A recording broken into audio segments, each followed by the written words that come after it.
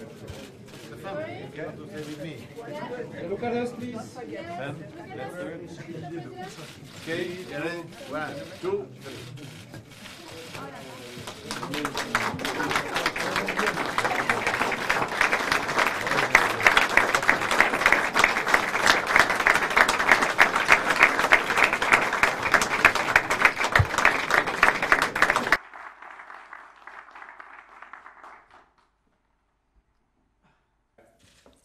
Dear members of the Mitsotakis family, dear colleagues, Vice President of the European Parliament, dear Manfred, ladies and gentlemen.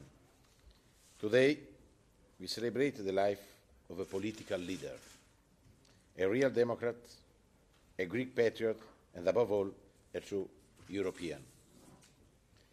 Konstantinos Mitsotakis and his 40 years of political commitment for his country will always be remembered. He led his people with a clear vision. Already 25 years ago, he had understood the importance of economic governance for Greece. He understood also it's impossible to have an European Union without Greece. Our heritage is Greek heritage. For this is important, his work. We need to remember Konstantinos Mitsotakis because he understood this key point. It's impossible to have Europe without Greek heritage. When he left us in May this year, Greeks lost a father. In one of these last interviews, he declared that the most important thing in politics is the contact with the people. He loved the people, and the people loved him. Mitsotakis is remembered also for the love for his family. The big Mitsotakis family, which has suffered and celebrated with him, and which will now keep the Mitsotakis name and legacy. What he has done in Greece, opening the country to the world and leading change as a protagonist, is an example for us Europeans. Today, we also feel part of the Mitsotakis family. Thank you very much.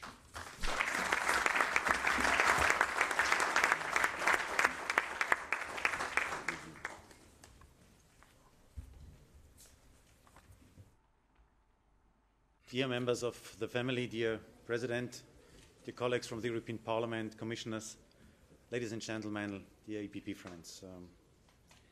Why are we together today? Name our rooms to the former leaders of the EPP. Because the EPP is a family which knows exactly, is a center-right family, which knows exactly that we only can work today on a common base in a united Europe due to people who fought for it and who succeeded. Today, Konstantinos Mitsotakis will be in one line with De Gasperi, with Adenauer, with Schuman, as a great statement that embodied the European spirit. And why are we choosing him? I think that's obvious for all of us, because he led Greece into the European Economic Community in 1981 as a coordinator for the accession process and as foreign ministers. When we remind about all our successors, ladies and gentlemen, let me point out that I'm 45 years old, and I'm the first generation on this continent who can say that I have the privilege to live all over Europe, in a Europe which is united, which is democratic, which is respecting the rule of law. My father's generation, born after the Second World War, was the first generation where half of Europe was locked up behind the Iron Curtain, and my grandfather was in the Second World War. I am the first generation on this continent who can say that we are living together in peace, freedom and democracy. And that is due to people, to politicians like Konstantinos Mitsotakis. When we are thinking about his life, his political success, then we also must have in mind that behind a great statesman, there is always a caring family. They have supported him through all his career and stood behind his commitment to the European idea. He had the strength to personally face and get through the tragedy of terrorism. Today we gather all his family, especially the beloved children, Dora, Alexandra, Katerina and Kyriakos. And when we have to define what made him as a politician really successful, then I would say it was a sense of responsibility, it was the honesty, and it was finally the right judgment. All three quotes are representative of his driven personality in life and in politics. And my question as one of the younger leader, not young, but still younger leader of the EPP family, one question for me is what can we learn today from him, from his way to do politics? I would first say to be clearly committed. And he was really leading the Greece in the European direction, when he was really clearly defining the Neo-Democratia as party, as a key party inside of our political family, then he showed clear commitment. The second point is what we can learn when we look to him as a leading member of the resistance during the occupation in Greece, is to be courageous. That is another thing which we can learn from him. And probably the third element we can learn when we look to his time as Prime Minister, Greece went through a period of deep modernization, structural reforms, forward-looking reforms, and that is leading to the idea that we today should be ambitious when we talk about the future of our project. Today, ladies and gentlemen, when we are looking to the success story of Mitsotakis, then, ladies and gentlemen, today's leaders are getting a little bit smaller when we look what they achieved and what we today have in front of us, or the other way around. It can strengthen us to be stronger, to be more committed, to be more ambitious, and to be more courageous for the future of our European projects. It's good that we have this ceremony today here in Brussels. Thank you so much.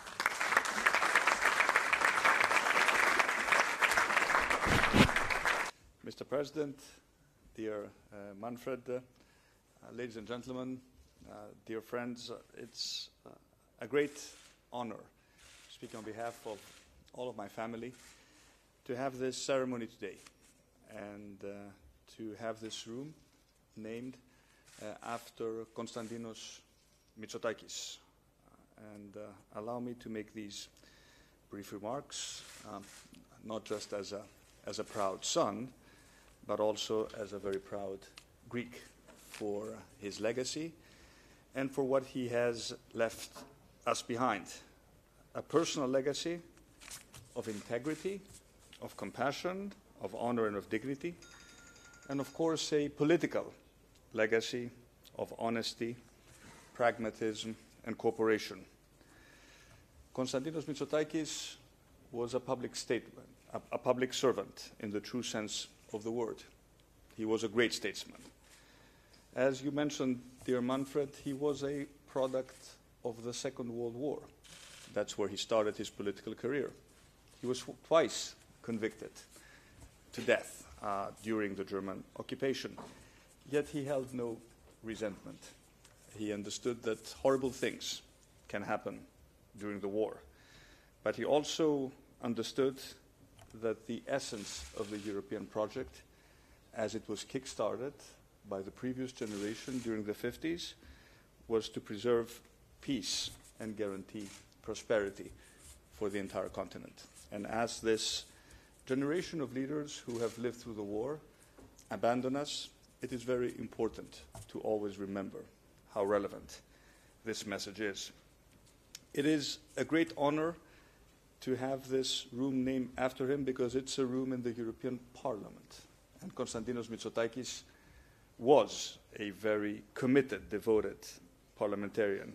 He was a firm believer in the values of public debate based on reason rather than passion.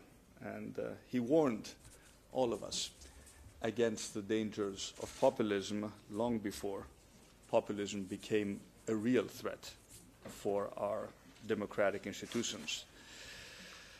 He passed away having lived for almost a century, and he was universally recognized by friends and foes alike. And this was essentially the true tribute to his greatness.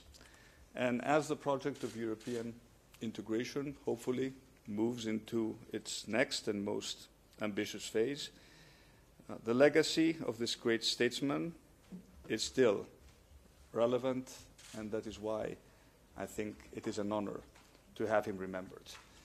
I would like to close my remarks by making a brief reference to the three quotes that have been placed on the three marble plaques outside this room by three poets and writers whom he loved very much.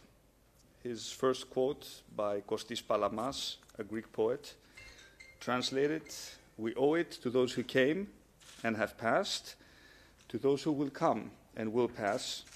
We will be judged by those who are not yet born. We will be judged by the dead."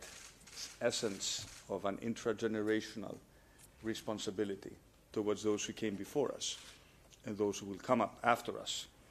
Second quote by Victor Hugo, "Le propre de la vérité, c'est de manquer de complaisance." There was no complacency about Konstantinos Mitsotakis. He had too much self-confidence to allow himself to be complacent. And he always knew that there is a very thin line between being self-confident and being arrogant. And he taught all of us that this is a line that we should never cross. And his last quote from Goethe, "Willst du immer weiter schweifen? Sieh, das Gute liegt so nah. Lerne du das Glück ergreifen, denn das Glück ist immer da." He was a happy man.